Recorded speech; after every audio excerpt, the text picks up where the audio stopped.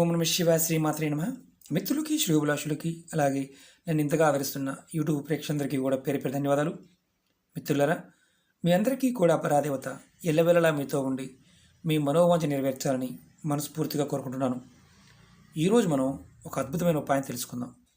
ఆదివారం రోజున అమ్మవారికి ఒక పదార్థాన్ని సమర్పించి మన నోటి నుండి మన మనసులో ఏ కోరికైతే కోరతామో అది జరగడానికి ఒక అద్భుతమైన చిన్న తాంత్రిక ఉపాయం.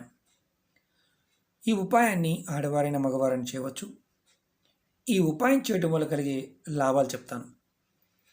ఎవరికైతే జాతకంలో శుక్రగ్రహం బలంగా ఉంటే వారికి సకల సౌకర్యాలు, సంపదలు, ధనప్రాప్తి, అలాగే లగ్జరీ లైఫ్ ఇవన్నీ వస్తాయి. అలాగే వైవాహిక జీవితంలో కూడా అంటే భార్యాభర్తల మధ్య సంబంధం కూడా సంతోషకరంగా ఉంటుంది. అదృష్టం కలిసి వస్తుంది. అదృష్టం వారి వెంటనే ఉంటుంది.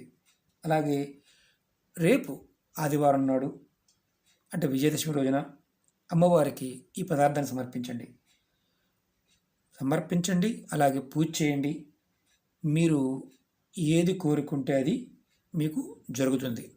మనకు ఒక అనుమానం వస్తుంది, గురువుగారు మేము అన్నీ చేస్తున్నాము, ఎన్నో చేస్తున్నాము, మాకు కలిసి రావడం లేదు. దేనివల్ల? మీ మనసులో సత్సంకల్పం అంటే సరైన సంకల్పం లేనప్పుడు, ఎదుటివారి మీద అసూయ కలిగినా, ఎదుటివారికి ఏదైనా ఇబ్బంది కలిగించాలని మనసులో భావం ఉన్నా, అలాగే కుటుంబ సభ్యుల మీద అయినా సరే అంటే పూజ చేస్తున్నప్పుడు మాట్లాడుతూ వేరే వారి గురించి ఆలోచించినా ఈ తాంత్రిక ఉపాయాలు పనిచేయవు. ఎందుకంటే ఈ దృష్టిలో పెట్టుకోవాలి.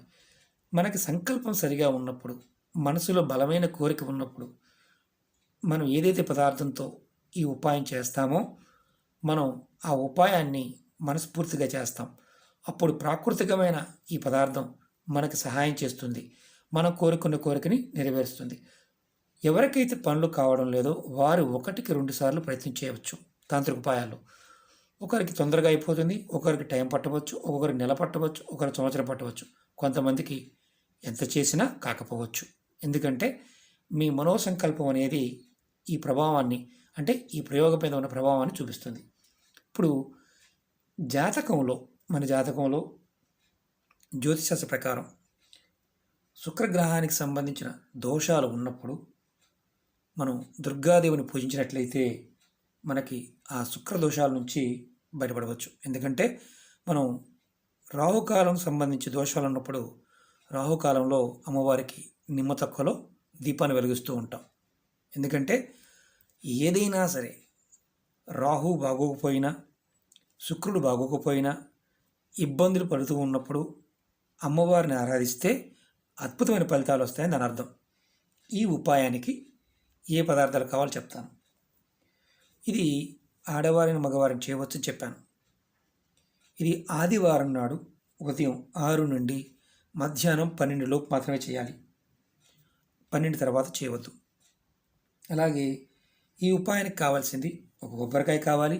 అలాగే ఎర్రటి దారం అంటే రక్షాబంధం వాడతాం కదా, ఆ దారం కావాలి. అలాగే ఆవు నెయ్యితో వెలిగించడానికి ఆవు నెయ్యి కావాలి. ఒక ఎర్రటి ఒత్తు కావాలి. ఒక కాపర్ కాయిన్ కానీ వెండి కాయిన్ పర్వాలేదు, కొంచెం పాలు కావాలి. అలాగే పూజకి అంటే మీరు పూజ చేయడానికి గులాబీ పువ్వులు లేదా తామర పువ్వులతో అమ్మవారికి పూజ చేయాలి. ఈ 2 దొరకకపోతే బంతి పువ్వులైనా తీసుకోండి.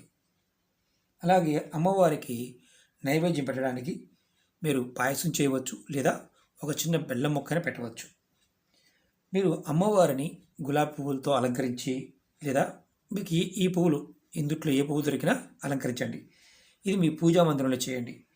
అమ్మవారి పటం ముందు మీరు కొబ్బరికాయ, ఎర్రదారం చూస్తున్నారు కదా, ఇలాంటి ఎర్రదారం తీసుకోండి. రక్షణబంధాన్ని, కొబ్బరికాయని చూపిస్తాను, ముందు రెడీ చేసుకోండి. ఇలా కొబ్బరికాయకి ఈ రక్షణబంధాన్ని చుట్టండి. ఇలా నిలువున ఇలా చుట్టి ఇలా పక్కన పెట్టుకోండి. తర్వాత మీరు ఈ కొబ్బరికాయ దారం చుట్టూ పక్కన పెట్టుకున్న తర్వాత అంటే అమ్మవారి పటం ముందు పెట్టండి, దుర్గాదేవి పటం ముందు పెట్టండి. తర్వాత మీరు ఏం చేస్తారంటే అమ్మవారికి పూలు అలాగే అలంకరణ చక్కగా చేయండి.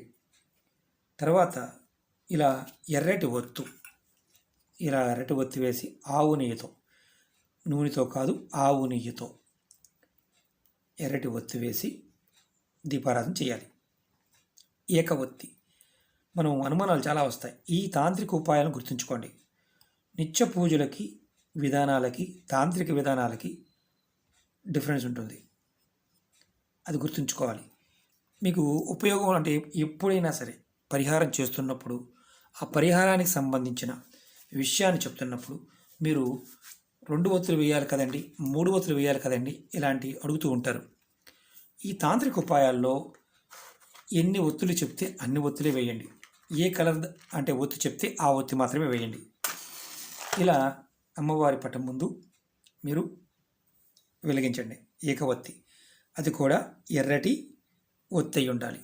మీకు ఎర్రటి ఒత్తి దారం దొరకకపోతే మీ దగ్గర ఉన్న చూపిస్తాను నేను. ఇలాంటి ఒత్తులు ఉంటాయి కదా, వీటికి కుంకుమని అద్ది ఒత్తి వెలిగించండి. తర్వాత వెలిగించిన తర్వాత ఇలా వెండి గిన్నె కానీ కాపర్ గ్లాస్ అని తీసుకోండి.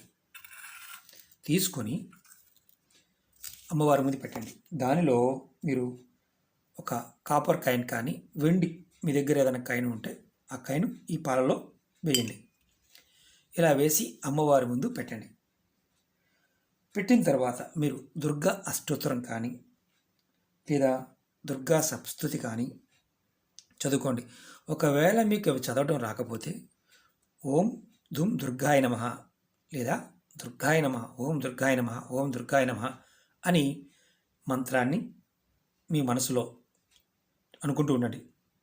మీరు ఆ మంత్రాన్ని ఒక 10 నిమిషాల సేపు అనుకున్న తర్వాత మీ మనసులో ఏ కోరిక అయితే ఉందో ఆ కోరికని చెప్పుకోండి. తర్వాత అమ్మవారి ముందు పెట్టిన కొబ్బరికాయ తీసుకొని ఈ కొబ్బరికాయ తీసుకోండి. మీ తల చుట్టూతా నేను చూపిస్తాను. మీరు మనిషి అనుకోండి. ఎడమ వైపు నుంచి కొడికి మనం దృష్టి తీస్తాం కదా, మీ తల చుట్టూతా ఎవరైతే పూజ చేస్తున్నారో వారు తల చుట్టూతా 3 సార్లు తిప్పుకోండి. తిప్పుకొని కొబ్బరికాయని పక్కన పెట్టుకోండి. అమ్మవారి పట్టం ముందు కాకుండా పక్కన పెట్టండి. 3 సార్లు తిప్పుకోండి యాంటీ క్లాక్ వైజ్. తర్వాత మీరు సాయంత్రం 6 లోపు, ఇది మధ్యాహ్నం 12 లోపు మనం చేసాము, సాయంత్రం 6 లోపు ఈ కొబ్బరికాయని పారే నీళ్ళలో కానీ లేదంటే ఏదైనా చెట్టు మొదల్లో పెట్టేయండి. కొట్టమాకండి, ఇలాగే ఉంచండి, పెట్టేయండి. పారే నీళ్ళు ఉంటే దాంట్లో వేసేయండి. మీరు అమ్మవారి ముందు పెట్టిన ప్రసాదం ఏదైతే ఉందో, అంటే పాయసం పెట్టవచ్చు అని చెప్పాను, పాలు పెట్టవచ్చు అని చెప్పాను, మీ ఇంట్లో వాళ్ళందరూ కూడా ఈ ప్రసాదం తీసుకోండి. మీరు ఏదైతే పాలల్లో వేసిన కాయిన్ ఉంది కదా, చూపిస్తాను, మీకు చేతితో చూపిస్తాను. ఇది ఏదైతే వెండి కాయిన్ కానీ అలాగే లేదంటే కాపర్ కాయిన్ కానీ శుభ్రం చేసి మీరు మీ బీరువాలో పెట్టుకోండి. ఆదివారం రోజున మీకు వీలైతే, ఆ రోజున మీకు వీలైతే కంపల్సరిగా 9 మంది చిన్నపిల్లలు చూడండి, అంటే పెద్ద మనిషి కాని పిల్లలు, చిన్నపిల్లలు చూడండి. చిన్నపిల్లల్ని ఇంటికి పిలిచి వారికి ఏదైనా భోజనమైనా పెట్టవచ్చు, లేదంటే వారికి గాజులు, ఆడపిల్లలు అయితే చాలా మంచిది, గాజులు, గోరింటాకు, తిలకం ఇలాంటివి గులాబీ పువ్వులతో పాటు పెట్టి గిఫ్ట్గా ఇవ్వండి ఆడపిల్లలకి. మగపిల్లలు కూడా ఉన్నారనుకోండి, మగపిల్లలు కూడా అంటే చిన్నపిల్లలు 10 సంవత్సరాల లోపు పిల్లలకైనా సరే భోజనం పెట్టండి. ఆడపిల్లలు అయితే మాత్రం వారిని గోరింటాకు కానీ తిలకం కానీ గులాబీ పువ్వులు ఇందుట్లో మీకు ఏది అందుబాటులో ఉంటే అది ఒక 9 మంది పిల్లలకి ఇవ్వండి. ఎందుకంటే మీకు 9 మంది అందుబాటులో లేకపోతే ఇద్దరే అందుబాటులో ఉన్న ఇద్దరికైనా ఇవ్వండి, కానీ 9 చాలా శ్రేష్టం. ఇలా చేయటం వల్ల మీరు ఏదైతే కోరుకుంటారో, మీ మనసులో ఏదైతే బలమైన కోరుకుంటుందో ఆ కోరిక ఖచ్చితంగా నెరవేరుతుంది అని తంత్రశాస్త్రం చెప్తుంది. మీకు శుక్రబలం పెరుగుతుంది, అలాగే సూర్యబలం పెరుగుతుంది. రెండోది మీకు అద్భుతమైన మానసిక శక్తి కూడా పెరుగుతుంది. మీకు భార్యాభర్తల మధ్య ఉన్న గొడవలు ఉంటే తగ్గుతాయి, అదృష్టం మీ వెంట వస్తుంది, అలాగే ధనప్రాప్తి కలుగుతుంది. మీ మనసులో అంటే మీకు ఏదైతే కోరుకుంటారో, నాకు సకల సౌకర్యాలు కావాలి అని సంకల్పం చెప్పుకుంటే మీరు ఆ సంకల్పం నెరవేరడానికి మార్గాలు తెలుస్తాయి. అమ్మవారు మీకు ఖచ్చితంగా కరుణించి మీ మనసులో ఉన్న ప్రతి కోరికను కూడా నెరవేర్చడానికి అవకాశం ఉంటుంది. మీరు ఈ ఉపాయాన్ని పరిపూర్ణమైన నమ్మకంతో, విశ్వాసంతో చేయాలి. ఏదో చెప్పారు కదా అని మాత్రం ప్రయత్నం చేయమాకండి. నమ్మకంతో చేయండి. అలాగే ఈ ఉపాయం చేస్తున్నప్పుడు నెలసరి ఉండకూడదు. కుటుంబాలు ఎవరైనా మరణించి ఉండి పెద్ద కర్మ అవ్వకుండా ఉంటే చేయకూడదు. అలాగే గర్భిణీ స్త్రీలు ఈ ఉపాయాన్ని చేయవద్దు. కుటుంబ సభ్యులు ఎవరు చేసినా పర్వాలేదు. కుటుంబంలో 5గురు ఉన్నారనుకోండి, 5గురిలో ఎవరైనా చేయవచ్చు. అంటే భార్య గర్భవతి, భర్త చేయవచ్చు అంటే చేయవచ్చు. అలాగే ఈ ఉపాయాన్ని తల్లిదండ్రులు చేయవచ్చు, అత్తమామలు చేయవచ్చు. భర్త కంటే కూడా అత్తమామలు చేయడం చాలా మంచిది. ఎందుకంటే ఆ కుటుంబం ఇంకా వృద్ధిలోకి వస్తుంది. కుటుంబ వృద్ధి కోసం మీకు వ్యక్తిగతమైన అభివృద్ధి కావాలన్నప్పుడు మీకు మీరుగా చేసుకోండి. ఇంకోటి ఏంటంటే, ఇలా దీపం వెలిగించాం కదా, ఇది ఏకవత్తి మట్టి ప్రమిదలో వెలిగించవచ్చు, ఇలా వెండి దాంట్లో వెలిగించవచ్చు. మీ అందుబాటులో ఉన్నప్పుడు దాన్ని స్టీల్ మాత్రం కాకుండా చూడండి. అంటే స్టీల్ ప్రమిదలు ఉంటాయి కదా, అవి కాకుండా మట్టి ప్రమిదలైనా వెలిగించండి. ఆవునే కంపల్సరీగా ఉపయోగించండి. మీరు నైవేద్యంగా బెల్లం ముక్క పెట్టమని చెప్పాను, అది మీరు నైవేద్యంగా తీసుకోవచ్చు. ఈ పాలు కూడా మీరు నైవేద్యంగా తీసుకోవచ్చు. కుటుంబ సభ్యులందరూ కూడా తీసుకోవచ్చు. పువ్వులు ఖచ్చితంగా పువ్వులు కూడా మీరు 1-2 సార్లు ఎందుకు చెప్తున్నానంటే, ఏదైనా సరే ఇందుట్లో 3 రకాల పువ్వులు చెప్పాను అనుకోండి, ఒక రకం పువ్వు దొరికినా పెట్టండి. మీరు ఉదయాన్నే 6-12 లోపు అని చెప్పాను. ఉదయం 6-12 లోపు అంటే స్నానం చేసి చేయాలి. కొంతమంది అడుగుతూ ఉంటారు, టిఫిన్ చేసి చేయొచ్చా అని. మీరు ఉదయాన్నే చేయండి, అద్భుతమైన ఫలితాలు ఉంటాయి. అమ్మవారి యొక్క సంకల్ప బలం మనకి చాలా అద్భుతంగా పనిచేస్తుంది. ఈ చిన్న ఉపాయం ప్రయత్నం చేయండి. మాకు ఏది అవ్వటం లేదు అనుకునేవారు కూడా ప్రయత్నం చేయవచ్చు. 1-2 ఉపాయాలు ప్రయత్నం చేస్తూ ఉండండి. కొంతమంది అడుగుతూ ఉంటారు, ఈ ఉపాయం చేసి వేరే చేయవచ్చా అని. ఏదైనా ఉపాయంలో ఇది చేస్తూ ఇది చేయకూడదు, వేరేది చేయకూడదు అంటే చేయకూడదు. కానీ ఏ ఉపాయంలో అయినా సరే నియమ నిబంధనలు వీడియోలో చెప్తూ ఉంటాను, అది మీరు గమనించి ఫాలో అవ్వండి. అలాగే అనేక సమస్యలు మీద వీడియోలు చేయడం జరిగింది. మీరు నా ఛానల్లో ఉన్న వీడియోస్లోకి వెళ్ళండి, మీరు ఆచరించగలిగేదాన్ని ప్రయత్నం చేయండి. అలాగే మీకు ఈ వీడియో నచ్చినట్లయితే లైక్ చేయండి, నా ఛానల్ సబ్స్క్రైబ్ చేసుకోండి, గంట సింబల్ని యాక్టివేట్ చేసుకోండి, 10 మంది మిత్రులకి షేర్ చేయండి. ఎందుకంటే ఇవి తేలికైన తాంత్రిక ఉపాయాలు. ఇవన్నీ కూడా రావణ సహితలోను, లాల్ కితాబ్లోను, అనుభవ తంత్రంలోను, అలాగే మన పురాణ గ్రంథాల్లో కూడా చాలా ఉన్నాయి. చాలామంది తెలుగు గ్రంథాలు చాలామంది అడుగుతూ ఉంటారు, గురువుగారు ఎక్కడ దొరుకుతాయని. మనకి ఓల్డ్ స్క్రిప్ట్లో చాలా గ్రంథాలు ఉన్నాయి. మీరు ప్రయత్నం చేస్తే పెద్ద బుక్ స్టాల్స్లోను, అలాగే మనకి లైబ్రరీస్లో కూడా దొరుకుతూ ఉంటాయి. ప్రయత్నపూర్వకంగా చూడండి, ఖచ్చితంగా అవన్నీ దొరుకుతాయి.